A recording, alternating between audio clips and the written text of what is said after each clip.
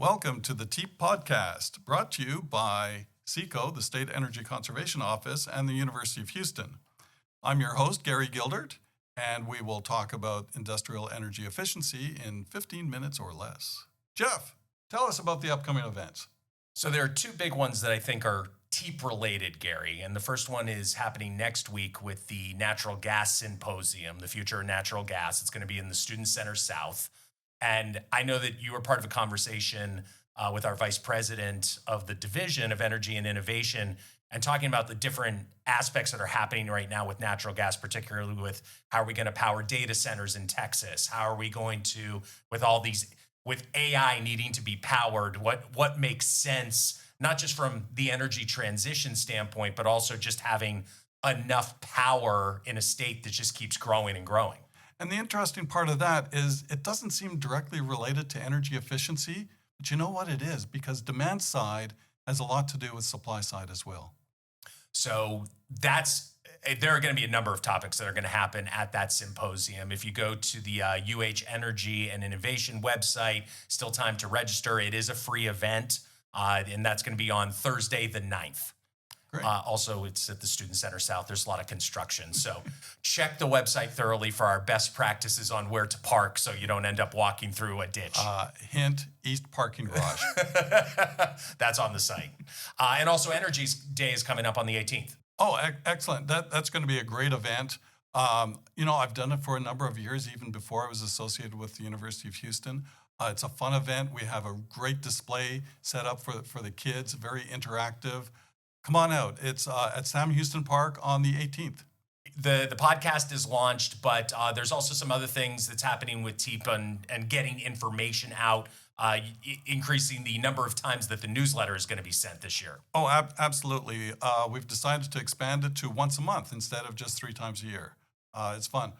We've got a couple of interns to help me with that too. But Good. You'll hear more from them later. Okay, now for a recap of last month's events, we have Carla, who's going to talk about some things that she heard about at the SPTC event. Yeah, thank you, Gary. So today I'm bringing you highlights from the first SPTC session. And trust me, there are some fascinating talks about energy efficiency, innovation, and real-world plant improvements that I really hope you'll enjoy. And so first off, is our talk about with the U.S. Department of Energy. It's Energy Intensive Industries Initiative. This program was actually created to boost energy efficiency across some of the most energy-intensive industries in the U.S., not only to cut operating costs, but to also strengthen global competitiveness. In their talk, they started by mentioning 5 sectors that they targeted for the program, which are primary metals, iron, steel, and aluminum, chemicals, including hydrocarbon processing, food and beverage, forest products, and non-metallic minerals like cement, glass, and fertilizers. And really, together, all these subsectors account for over 50% of the U.S. industry's energy consumption. One thing to note is that in one of their 2-year pilot technical assistance initiatives, they were able to engage with 45 specific sites, achieve over 4 trillion BTU of energy saving. That's quite a bit. That's quite an accomplishment, even to get 45 different companies to engage with them. Yeah, of course. And really, to put that in perspective, that's an average of over $2 million in cost savings per facility per year. And that works. Yeah, that's really incredible. They also talked about their current plans, which included hands-on training facility-wide system approaches, like pinch analysis, and really, the most exciting thing is that the DOE is still looking to extend its outreach. They sought feedback from attendees at the SPTC. They wanted to know what are the technology gaps in their industry and what are their needs for software tools and what other how can they help, and how will that help them advance and accelerate their plant's economic competitiveness? Yeah, this is really a fantastic program that they put together. I've talked to Paul and Jimmy about it, and they're really anxious to hear from people because they want to advance the program. This is there's a lot of free consulting available in there too. So this is a good thing. Yeah, and if that interests you, keep an eye out and stick with our podcast because we'll be talking a lot more about industrial efficiency innovations coming down the line. Excellent. So what was the second presentation that you saw that day? Pumping systems and the various approaches for identifying energy efficiency opportunities. Yeah, pumping seems pretty mundane and simple, but did you learn something there? Yeah, this one really got me thinking. Our speakers started out by pointing out that although there's an increasing urgency to reduce carbon emissions and through either carbon capture, hydrogen, electrification, and other long-term projects, we should also, or in their words, we must also explore short-term alternatives because we can't stick around twiddling our thumbs waiting for a miracle to happen. Because although these projects offer potential, they require massive capital expenditures and lots of years to implement. That is true. There's a lot of really interesting long-term initiatives out there, but getting back to the basics, looking at things that are a little bit easier to implement, a few studies and whatnot. I think these guys at Flowserve presented a few really interesting, basic, simple steps that we can take. One of the big things that they found is about their approach was about looking at the entire flow loop, not just one piece of equipment. So from the suction source through the pump, across the control valves, all the way to the end user. Really, in every step, we have room for optimization. I agree. A whole system approach makes a lot more sense. If you just look at the pump or just look at the valve, that's not going to be enough. And it's really refreshing to see that they're taking that whole system approach to things. Some of these facilities are old, and we've come a long way. And they looked at cooling water optimization during seasonal changes. So in the summer, if it's hotter, well, it's different from the winter, right? Absolutely. When we design these plants, we design for a certain point, and then we add some margin to it and a little bit more margin, and then we don't operate at that point either. So I think their approach is really refreshing. What they were emphasizing was on that they were going out there in the field, fixing, optimizing, and with that, they're reducing the energy required to run the stuff that's already there. You know what? I think we're going to have a webinar just for them coming up in the near future. Yeah. They've already hinted they're open to that, and maybe this will really push them towards that as well. There are easy wins right in front of us. They said that some customers often over-control their flow by using a BFD variable and a control valve at the same time, and this is really not necessary. It's wasting energy. Some other times, plants run two pumps when just one is plenty, simply because that's the way they've always done it. And old habits are hard to die. Absolutely. So what was the third presentation in that session? yeah, so the last one, but certainly not the least, is the pinch analysis of a complex reboiler system. This is really rare to actually get a plant telling us about something that they've actually done for energy efficiency. So the studies, they looked at two interconnected distillation columns, which was originally built in the 1960s, way before pinch analysis was even a concept.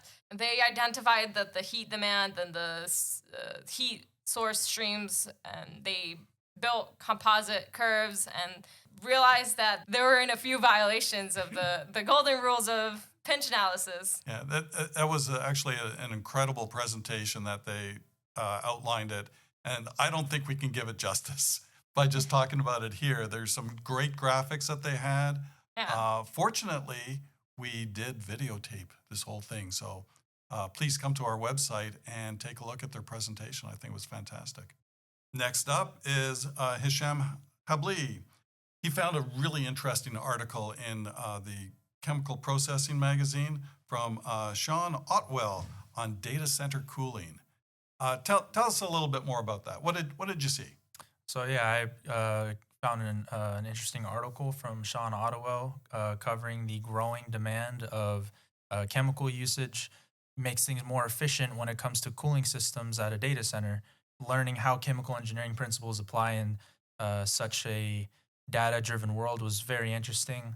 You need chemical engineers at a data center. I thought it was mostly computer, software people that deal with the actual data, and maybe some civil to provide structural support for these servers. But now with the growing demand of AI, it becomes increasingly important that it uses a lot of energy. Every time you send, a script, hey, do this, do that, it takes a lot of energy to do that. And especially when you're talking about companies that deal with, thousands or millions of data, every day, it takes a lot of energy. So you have to be able to cool that down. And the most efficient way is by using a single or a two-phase cooling system. So why not just air cool like you do with your laptop? So, the main thing with air cooling takes a lot of energy to be able to, blow enough air to even for that air to actually capture that heat.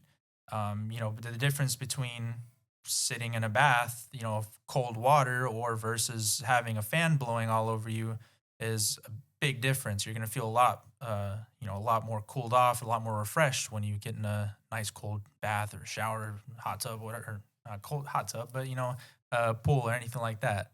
You're right. It should be obvious that cooling a 100-watt laptop is going to be a lot easier than a 1 kilowatt server. The way that we can actually make these systems more efficient, you don't want to just use water. We understand the science of how things cool off and how things capture energy.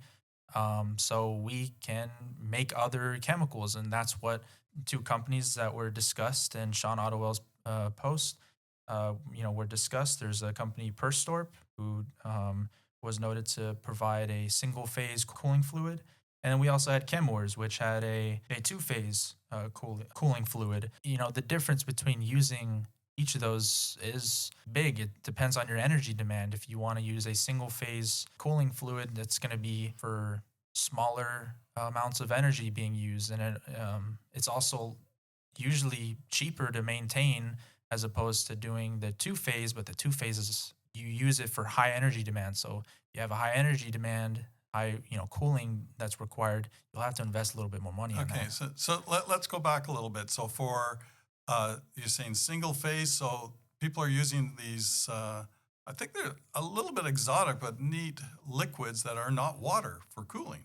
Oh yeah, absolutely. So the fluids in the single phase cooling system, you can either have it as an additive to water to essentially create a new azeotrope that has different properties, or you can also just use a whole new fluid entirely. But mostly it's cheaper to just have it as an additive to water, which is why we still use a lot of water to cool things down.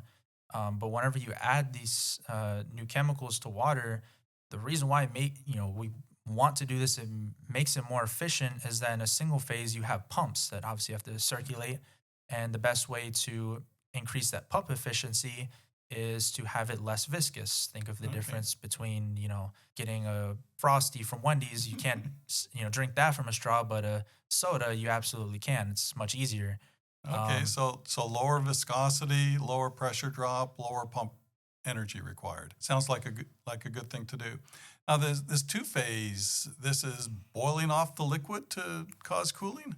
Yeah, so the main difference, even in the properties that you look for, both of them, you want to have a lower viscosity, of course, just to have it move fluidly through the system.